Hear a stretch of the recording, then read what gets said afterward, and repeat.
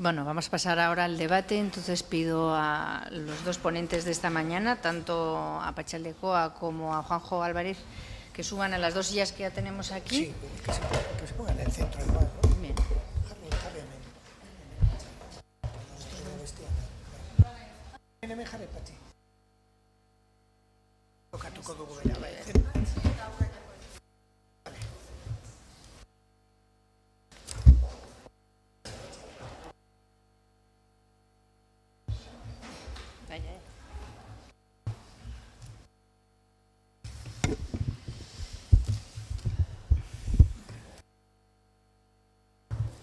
Bueno, pues por lo menos 20 minutos o así tenemos para las preguntas que queráis hacer a cualquiera de los ponentes o reflexiones que queráis hacer.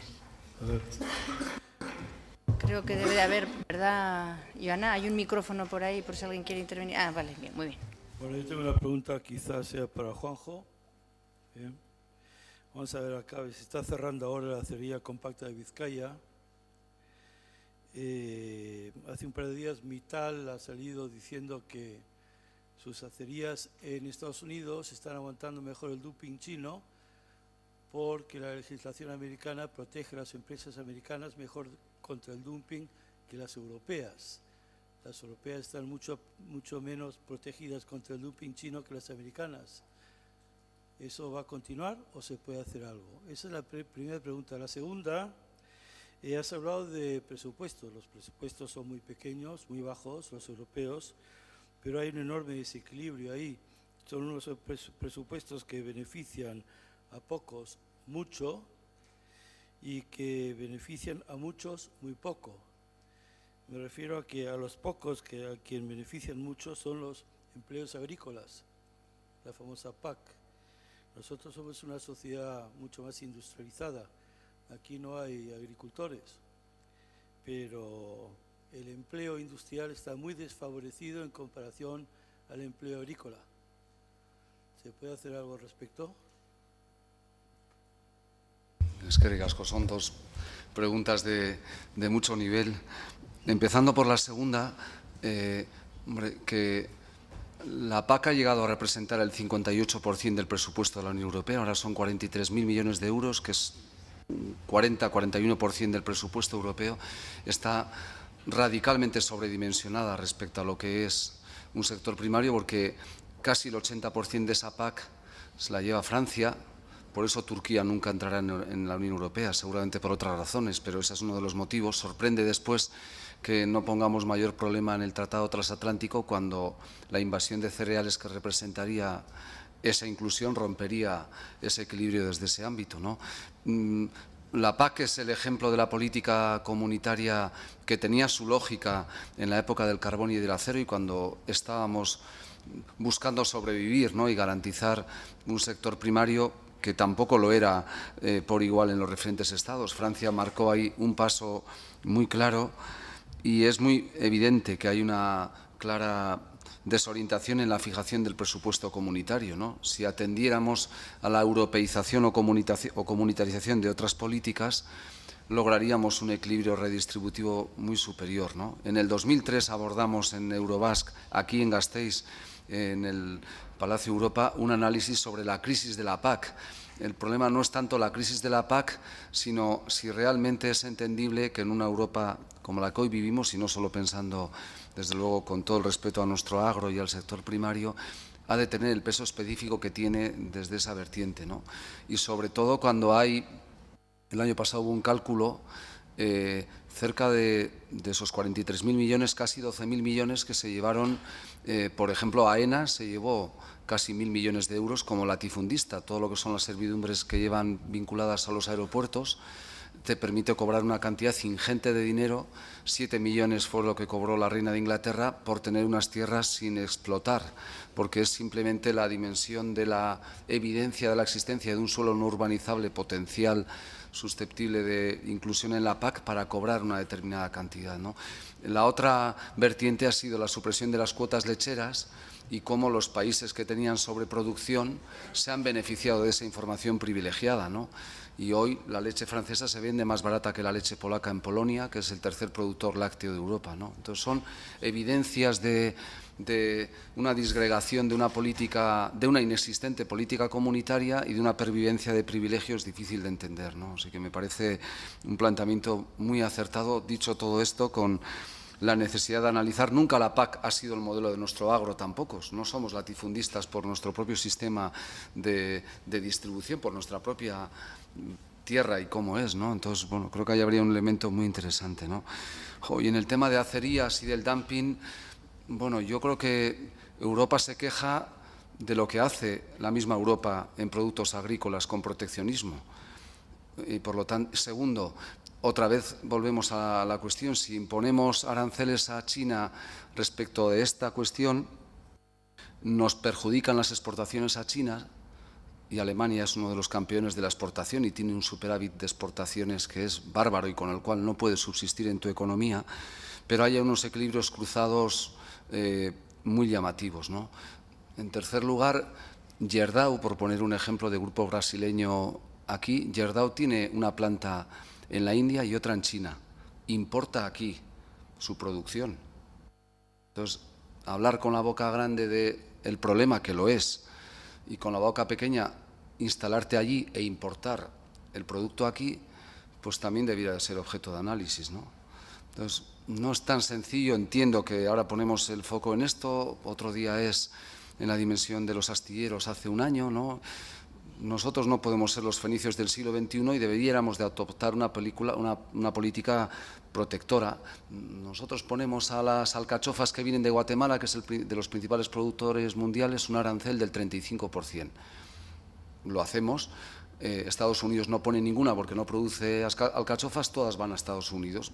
Direccionamos los mercados con medidas proteccionistas que adoptamos, ¿no? Entonces, entendiendo lógicamente la preocupación, me parece que forma parte primero de una decisión que difícilmente se va a consensuar en Europa, porque China reaccionaría inmediatamente diciendo: me pisas el callo, te rompo yo el tobillo. Perdonadme la expresión futbolera, pero es que lo puede hacer, porque si realmente adopta medidas de contra a esa decisión unilateral de Europa, nos va a ir muy mal en otros sectores. Y además hay determinados estados europeos que no quieren, ¿no? Entonces, me parece que es otro dato importante a analizar. Y por último, Alemania o Francia han hecho inversiones anticipatorias de esta situación, ¿no? Y yo creo que y han hecho ayudas de Estado bien argumentadas en esta situación también. Y nosotros no tenemos esa política tampoco de funcionamiento, ¿no? Entonces es un tema complejísimo, pero no tan sencillo como puedo decir, pongamos el dique mediante un arancel al dumping chino. El dumping chino existe en todo, no existe solo en esta dimensión, ¿no? Entonces, complejo equilibrio y una excelente cuestión, ¿no? Pero difícil si no hablamos con una sola voz en Europa también, ¿no?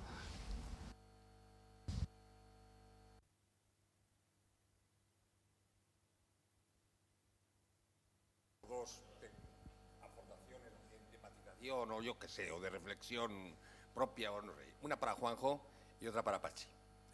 Vamos, empezamos con Juanjo. Bueno,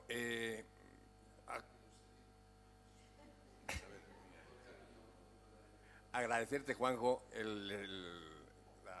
la exposición que has hecho de lo que en estos momentos, de la zozobra que nos representa Europa. Has adoptado un método socrático, mayéutico, de preguntas, que son fantásticas. Es una forma estupenda de producir respuestas. Lo que pasa es que las respuestas, como decía Sócrates, en este caso a través del método mayéutico, a través de las preguntas, solo son para encontrar respuestas morales. Y me parece que el tema de Europa tiene algo más que ver con otras cuestiones más que con las morales, aunque también con las morales. A este respecto, yo no sé si es que, y a mí me pasa, que estoy continuamente reflexionando, cuando reflexiono sobre estas cosas, digo, es que evidentemente a mí Europa se me aparece como un sujeto problemático, su existencia aparece como una existencia problemática. Y lo que yo me pregunto es que no sé si no es esa la esencia propia de Europa. No sé, porque a mí, aunque tiendo a pensar que sí, que esa es la esencia de Europa como realidad, como sujeto. Quizás estamos acostumbrados a pensar de una manera mucho más, podríamos decir, en el sentido de la filosofía cartesiana, de las verdades o las cuestiones deben ser claras y distintas, y sin embargo no es así. la filosofía tradicional, el pensamiento tradicional buscaba eso, buscaba la eficacia, buscaba la relación empírica de la relación, y sin embargo hay otros pensadores, en este caso tú aludiste a uno de ellos, a Jürgen Habermas, que piensan que hay otro tipo de racionalidad, que es la racionalidad dialógica, en la cual, aplicando la cual evidentemente no tendremos certezas tan evidentes. Por eso me parece que Europa debemos abordarla con cierta,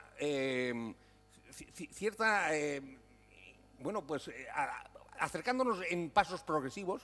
Ya el propio, yo creo que fue Jean Monnet, ¿no?, el que planteó que el desarrollo de Europa se hacía a través de pequeños grandes pasos, ¿no?, y que por lo tanto nos esperaba una percepción de Europa problemática.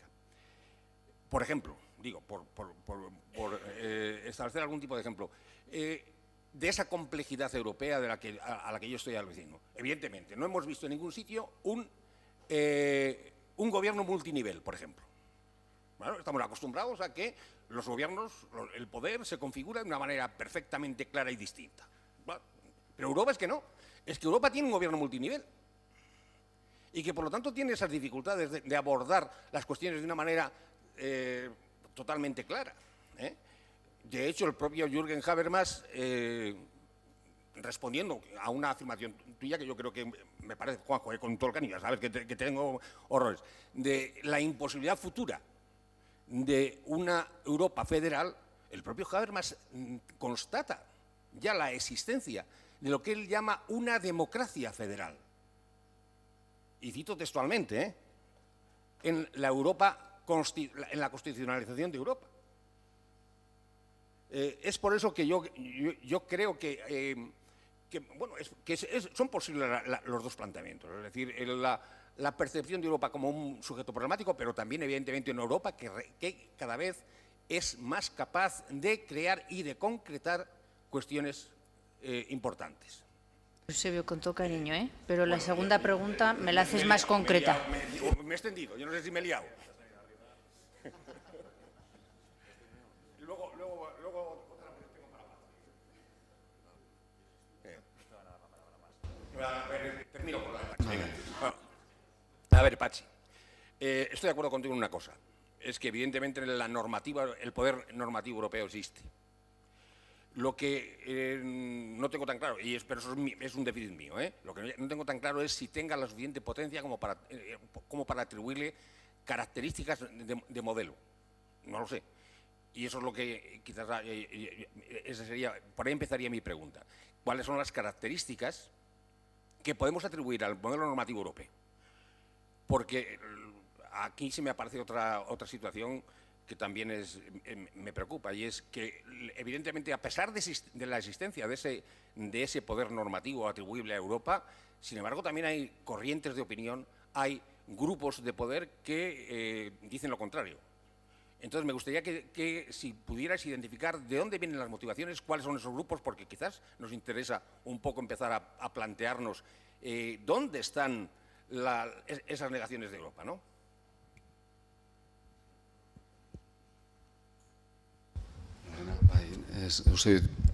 Te agradezco, y además yo te decía que te temía en el sentido de dialéctico de tu planteamiento. Yo entiendo lo que señalas.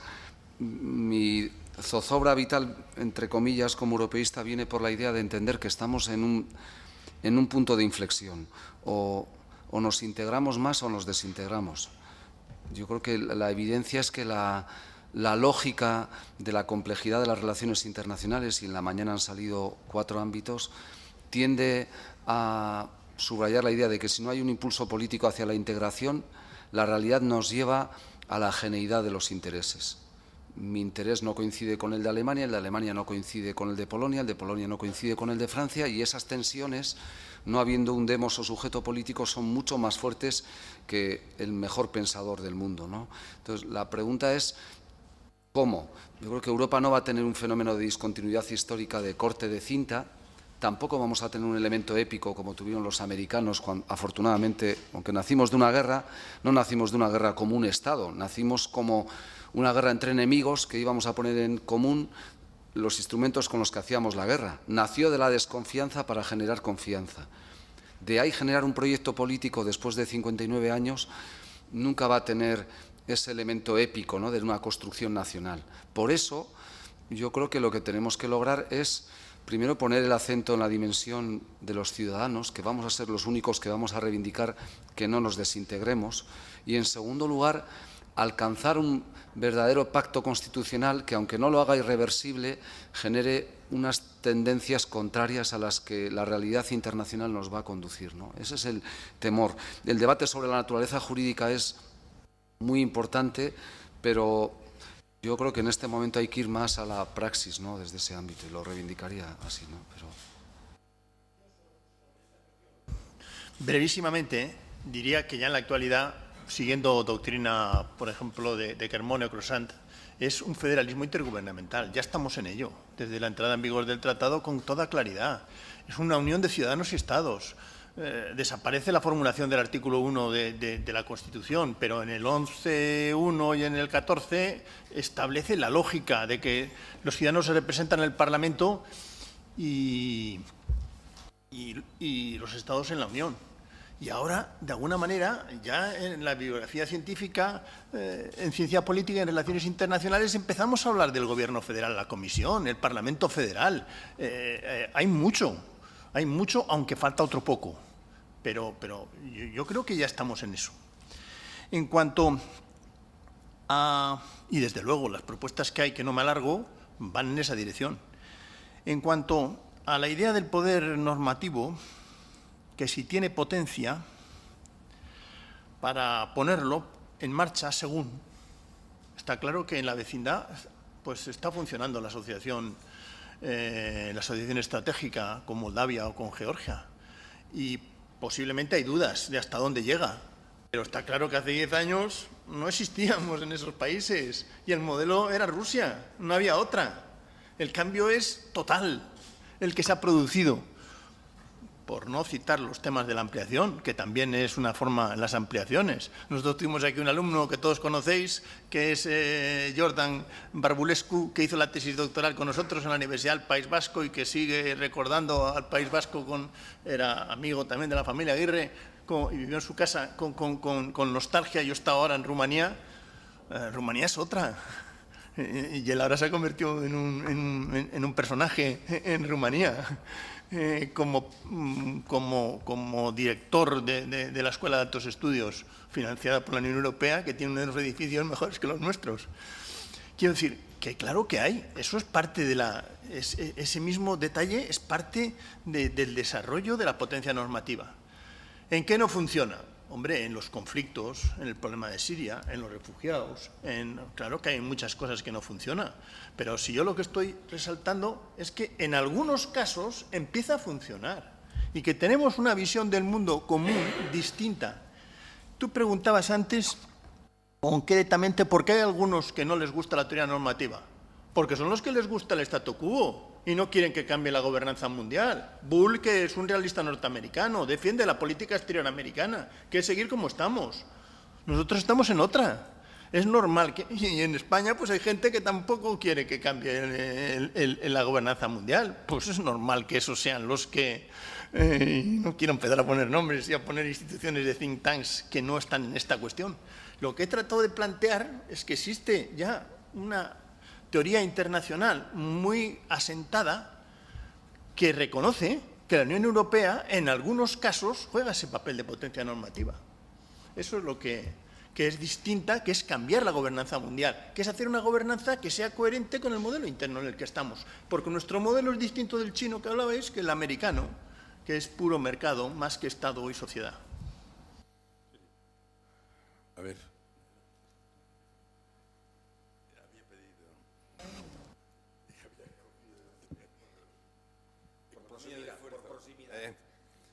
Bueno, me han gustado vuestras intervenciones sin duda, pero ellas ponen de manifiesto que Europa en estos momentos vive en un mar agitado, en un mar entre euroescépticos, eurocríticos, eurofóbicos y algún que otro eurooptimista. Y la crisis ha enfriado el motor que movía Europa, que era el europeísmo, en definitiva, ¿no? Entonces, éramos europeos, apostábamos por Europa, pero la crisis económica ha enfriado este principio, con el crecimiento también de los nacionalismos estatales, la falta de soluciones políticas que prevalezcan sobre los intereses económicos, sobre los intereses de los mercados. No somos, Europa ha dejado de ser, y creo que, no sé quién lo ha dicho en la intervención, pero el centro del mundo. No somos tampoco el centro del mundo, por lo tanto, no tenemos plenos poderes, estamos influenciados por poderes incluso superiores al nuestro. La globalización ha producido unos intereses económicos que han dominado el control del mundo a través de políticas económicas neoliberales que funcionan al margen de los principios democráticos y de los valores que han inspirado el nacimiento de Europa. La democracia, los derechos humanos, la justicia, la igualdad, y se han puesto de manifiesto en las intervenciones ahora con los problemas. Obviamente hay que darle soluciones, pero ahí se ve dónde están los principios que sustentan débilmente por ahora, en un proceso que es largo, pero que no queremos que se comporte de esta manera en estos momentos, pero con los refugiados, con los emigrantes, etc. Entonces aquí viene la pregunta, ¿no? ¿Cómo pasamos de un retroceso del europeísmo, o en un estado de retroceso del europeísmo, a una Europa política en la utopía federal? ¿Qué pasos es necesario dar desde la situación actual? La pregunta es para los cuatro intervinientes. Habéis aportado ya alguna solución, pero partiendo de los principios que he enumerado, ¿cómo se puede iniciar un proceso y para que estemos esperanzados en ese proyecto europeo?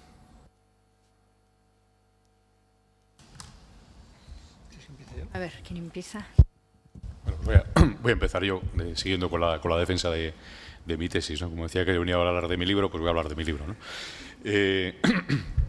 Bueno, yo no sé a nivel de principios o de valores cómo se puede hacer esto. Yo lo que sí creo, sí creo que Europa es una comunidad de valores, eso por encima de todo, es lo que nos caracteriza, pero sí creo que al final, repito cosas que he dicho en mi intervención, Europa se ha forjado a golpe de crisis. Es decir, cuando las aguas están tranquilas, normalmente damos pocos pasos decisivos, vamos a decir, ¿no?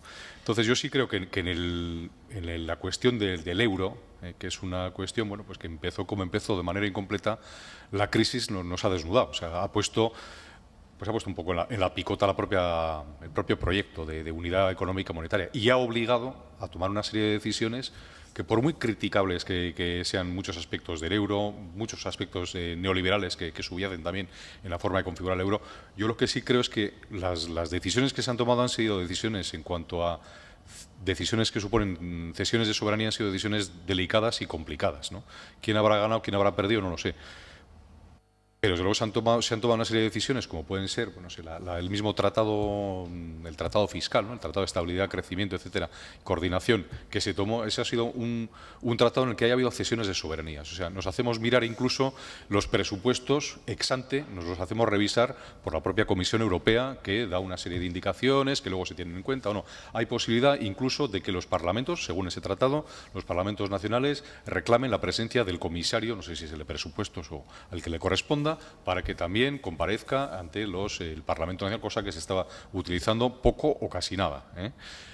Hay una serie de pasos, también lo he dicho durante mi alocución, hay una serie de pasos decisivos, si bien es verdad que falta un poco la solvencia democrática, ¿no? Entonces, yo creo que el euro nos está obligando a dar una serie de pasos tan decisivos que realmente para mí ahí está un poco el hardcore de la construcción europea en este momento. Es decir, yo creo que entre los 28, y algunos más que están ahí, porque en Schengen se aplica a estados que no son miembros de la Unión Europea, sino que son externos a la Unión Europea, y algunos de la Unión Europea no están en Schengen, en fin, hay diferentes geometrías. Yo creo que de entre todas las geometrías es el euro, si alguna nos lleva, será el euro el que nos lleve a una mayor integración propiamente política. No sé si me he explicado, pero era la idea que quería transmitir. Es normal que en época de crisis haya un euroescepticismo. La crisis ha sido muy fuerte, las políticas adoptadas no han sido las necesarias y ha producido un desequilibrio en la sociedad muy grande y pobreza, y sobre todo en determinadas sociedades en el sur y especialmente en determinados países, pues, en fin, la vuelta atrás de lo que era la sociedad del bienestar ha sido una realidad tremenda. Es normal que en esas circunstancias la gente no crea en Europa, en la construcción europea, pero lo que hay que decir es que las encuestas y el Eurobarómetro y el CIS nuestro lo que nos dice es que ha bajado mucho, no me acuerdo exactamente las cifras, pero del 70 al 55 o algo así respecto al modelo europeo, respecto a la aceptación de que el modelo europeo va a resolver la crisis, pero mucho más respecto a las instituciones, en el caso español o francés o alemán, que me acuerdo ahora mismo, donde el grado de aceptación de sus instituciones es más baja que la europea. La dificultad es que la opinión pública, y sin embargo, por ejemplo, en materia de defensa, en el último que he visto ahora, del mes de julio, dice que la defensa tiene que ser europea. En el caso español el 80, en el británico el 60, la media 72 o 74. Es decir, que la opinión pública europea sigue viendo la necesidad de fortalecer y de avanzar hacia el federalismo europeo, salvo en algunos países y en determinadas circunstancias. Y la desafección es más a las instituciones españolas o nacionales, o en Francia es tremenda la desafección, que lo que es a las instituciones europeas. Lo que pasa es que las opiniones públicas son nacionales. ¿Y qué es lo que cuentan? Echan la culpa, buscan un chivo expiatorio que es Europa. Pero la sociedad civil tiene peor imagen de las instituciones nacionales que de las instituciones europeas.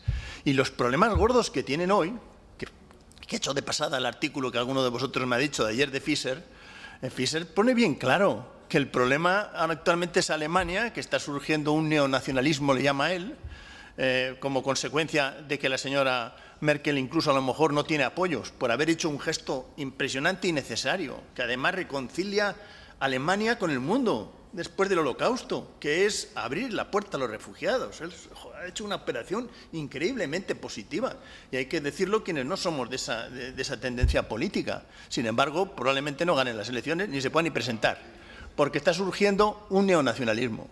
El problema es en Francia, que a lo mejor sale Le Pen presidenta. El problema es nacional, estatal. El problema es el Reino Unido, que se han vuelto locos y que quieren hacer un referéndum.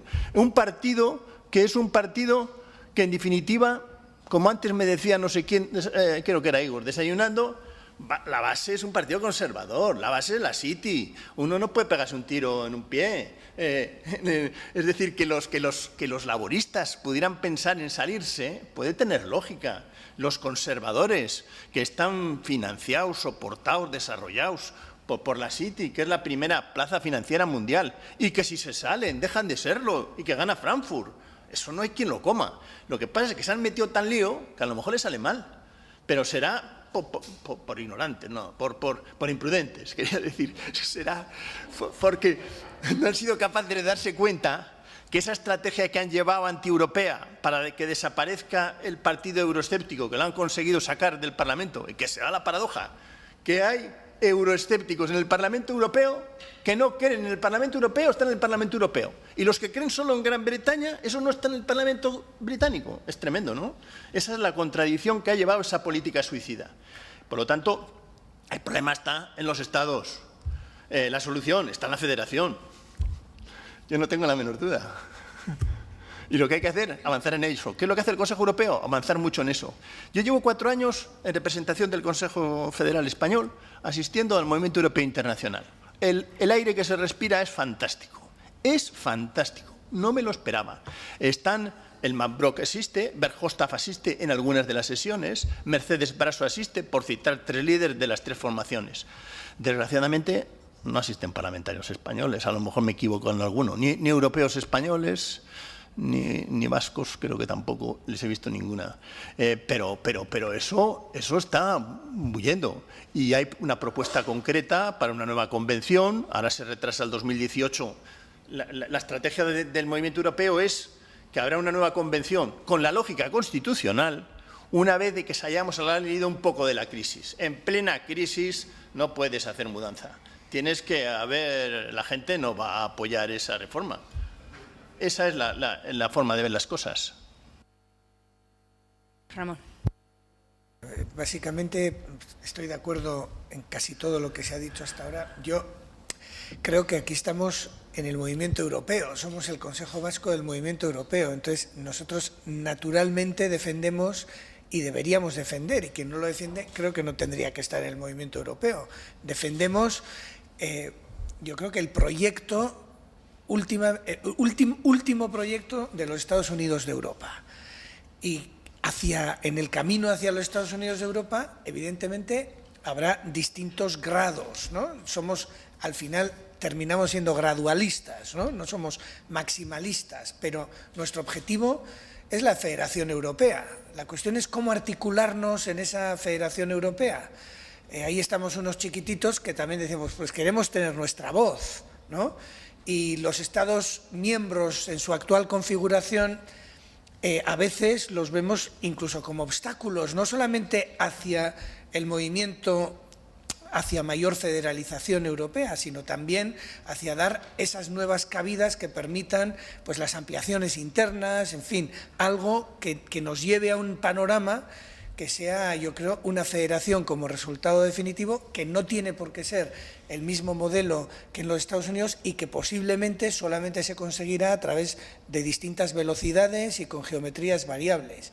Por lo tanto, en ese proceso gradualista, mientras tanto, yo creo que aquellos que estén por integrarse más plenamente tienen que poder hacerlo. Juanjo nos ha hablado de las cooperaciones reforzadas. Bueno, es una posibilidad, pero yo creo que hay que ir todavía mucho más allá de las cooperaciones reforzadas, o hay que utilizar una fórmula donde quienes no estén a gusto con el actual modelo, bueno, pues puedan mantener algún tipo de vinculación con Europa, tipo, creo que se ha mencionado EFTA. Bueno, pues seguramente el Reino Unido, si saliera, ¿no?, la opción favorable a retirarse, pues posiblemente se busque una fórmula de ese tipo, pero quizá ya más pues que realmente no estén compartiendo los valores, a pesar del entusiasmo que Patxi muestra por algunos países del este. Yo cuando veo la evolución que tienen países como Polonia o Hungría, por ejemplo, es que me echo a temblar, ¿no?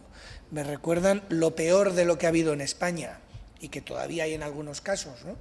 Entonces, a mí me gustaría, bueno, pues que quienes no estén a gusto con este proyecto europeo tengan otro tipo de club donde puedan estar, pero los que queremos avanzar a hacer de Europa ese auténtico poder normativo del que nos hablaba Patxi, pues podamos hacerlo, ¿no? Juanjo.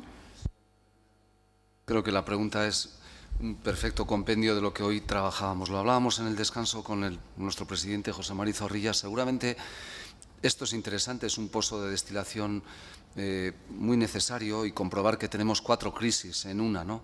Una crisis existencial como proyecto político, económico y social, una crisis como modelo viable frente a la globalización, una crisis como modelo de gobernanza democrático cosmopolita, ¿no?, la democracia, gobernanza multinivel, y una crisis o cuestionamiento incluso de la Europa social, ¿no? 4 en una, no 3 en una, 4 en una. Y sin embargo, lo que creo que debiéramos de hacer, y José María hacía esa propuesta, es comenzar en la línea que ahora apuntaba José Ramón, dar pasos de propuestas concretas, ¿no? ¿Dónde están las lagunas? ¿Qué tenemos que hacer? Es un oxímoron, una contradicción que hablemos de la ciudadanía y el 2013... la Comisión declare el 2013 como el año de la ciudadanía. ¿Qué pasa? ¿Que los 55 años anteriores de vida de la Unión Europea los ciudadanos no hemos sido más que monigotes cuando debemos de ser la razón de ser? Por ejemplo, esa cuestión. O lo de la libertad, seguridad y justicia, me parece un elemento clave. O lo que propuso Andrew Duff hace ya años, ¿no? Antes de la crisis hablaba de crear un tesoro europeo. Ahora, con lo que nos ha hablado Miquel, es evidente que es la pata que falta desde ahí. Fusionar presidencias de Comisión y Consejo tarde y temprano sería un verdadero ejecutivo europeo. circunscripciones paneuropeas sería realmente el punto de partida para crear un demos político europeo que permitiera llevarlo adelante, ¿no? Y seguramente una convención de verdad, no con los déficits que pudo tener la anterior, pero que es siempre mejor que una CIG, llevarlo adelante y atrevernos a decir que entremos en vigor con 4/5 partes de los Estados. No ir al veto y a la unanimidad, y el que no quiera que se salga del club. Es que si no, no vamos a poder avanzar. Si no, vamos a estar dentro de otros 20 años hablando en plan de marmota europea de lo mismo. Entonces, deberíamos de ir al pragmatismo de hacer propuestas concretas que pudieran volar, como se dice en Bruselas cuando una idea sale adelante, y dos, hacer un planteamiento audaz que requiere voluntad política, ¿no? Bueno, nos queda una última pregunta aquí que hay que contestar y es que no tenemos tiempo. Nos queda una pregunta en 3 minutos. Pregunta y respuesta. Yo voy a coger la idea de Juanjo y voy a intentar hacer una propuesta concreta, pero a la gallega, como si fuese pregunta. Yo también estoy muy a gusto en la jornada por la participación, por las aportaciones. Quizás hay una sugerencia de mejora, o sea, aumentar la perspectiva de género. Ha habido 3 mujeres, una que nos ha... Pero quizás, y luego creo que hay otra persona que cierra de él, pero igual, entre tanto... Como idea de sugerencia. Pero bueno, vamos a las propuestas concretas, ¿no? A mí me ha resonado una frase de Juanjo y la ha puesto en Twitter, ¿no? A Europa le falta, además de un relato, una campaña marketingiana, creo que has dicho algo así como de venderse, ¿no? Yo le he añadido una frase de José Arra que diría integradora, ¿no? Que le faltaría un relato integrador y con una campaña marketingiana para venderse conjuntamente, ¿no? Que sería... Entonces, mi propuesta, ¿no necesitaríamos también una comunicación adecuada para esa gobernanza que tú decías, coherente con lo que queremos ser y con lo que queremos hacer, ¿no? Una comunicación de ida y vuelta que conecte con toda la gente, con la que está en este momento y con la que puede venir, o con la que le invitemos a que se sume a esta ciudadanía. Pero quería añadir una cosa, especialmente con la gente joven, ¿no?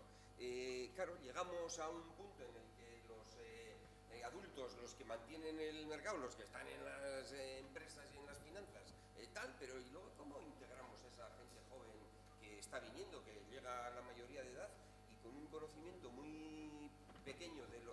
No sé si estoy hablando al micrófono o dónde estoy hablando, perdón, y con un conocimiento muy pequeño de lo que es Europa, más que ya existía cuando ellos nacieron, pues entonces, ¿cómo se suman a ese carro, ¿no? Entonces, no necesitamos una comunicación más abierta, más de ida y vuelta, más de esa ciudadanía. Decías que el 2013 había sido el año de ciudadanía, pues no sé, igual el 2018, el 2024 tendría que ser el año de la comunicación con la gente que está, con la que va a venir, pero sobre todo una comunicación más abierta que en los últimos años ha cambiado mucho y además de Twitter y Facebook y todo eso, es más de cara a cara y de más de mirar a la gente a los ojos cuando se les habla. No sé si es muy concreta la propuesta, pero quería hacerlo como pregunta. Voy a dar la palabra a uno de vosotros. O sea que tú. Pues muchas gracias, muchas gracias. Lo primero en cuanto a lo de las mujeres. En la Unión Europea eso se lleva bastante a rajatabla. En el servicio exterior hay un informe reciente que están alrededor del 40%. En las diplomacias nacionales no pasan del 20%. Estamos en otra, No hay que decir más que las 2 jefas han sido mujeres. En el board son 3-2. En los directores generales son casi la mitad. O sea que eso va en serio.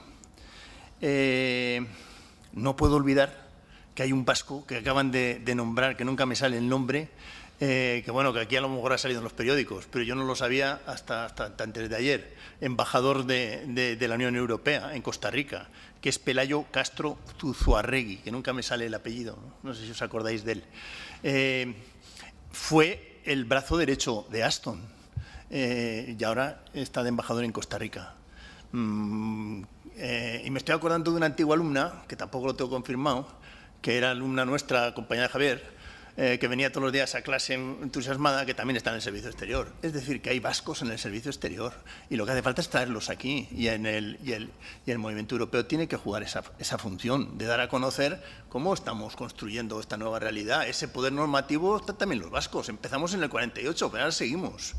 Y concretamente en relación al tema de la comunicación. Este es un tema eterno.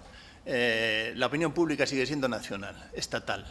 no funcionan los canales europeos. Eso es muy difícil de resolver. Hay que resolverlo, pero está sin resolver. Se hizo el proyecto de Euronews, España se ha salido. Lo traduce en América Latina, es los franceses los que traducen Euronews al castellano. Eso está por hacer. Es un gran tema que no me da tiempo de explicar algunas cosas más. Y en todo caso, lo que hay que decir es que profundizando en la democracia y dándonos cuenta que es una unión de ciudadanos y estados, y sobre todo reelaborando la lógica constitucional, que es el vínculo entre el ciudadano y el poder político, se irá resolviendo esa cuestión. Es un tema imprescindible que el ciudadano se sienta que es el artífice del proceso de construcción europea. No tenemos que olvidar que fue la sociedad civil la que pone en marcha. Es el Congreso de la Haya que hoy se ha hablado, del año 48. Son personas físicas. Y luego hay otra dificultad. Había un servicio de comunicación bastante bueno en la comisión. Como sabéis, lo han recortado, lo han disminuido, lo han quitado, porque el Reino Unido dice que va contra los tratados y que no cabe la promoción de lo que se hace. Tenemos una dificultad estructural. Tienen que ser la iniciativa privada la que comunique que Europa se está haciendo, que Europa ha avanzado enormemente y que tiene, acabo con la frase de Ortega, Europa no es posada, sino que es camino. Muchas gracias. Bueno, pues vamos a dar la palabra a vascos que están en Acción Exterior. Y le pasamos la palabra a María Ángeles Elorza, como secretaria general de Acción Exterior del Gobierno vasco, y también va a subir Igor Filibi, que es el que... Le dejamos sitio. Igor, un momento, que es el vicepresidente de Eurobasque y es el que va a intervenir. Para repreguntas no he dado a nadie la palabra para que hable 2 veces, pero luego en los pasillos podéis preguntar lo que queráis, ¿vale?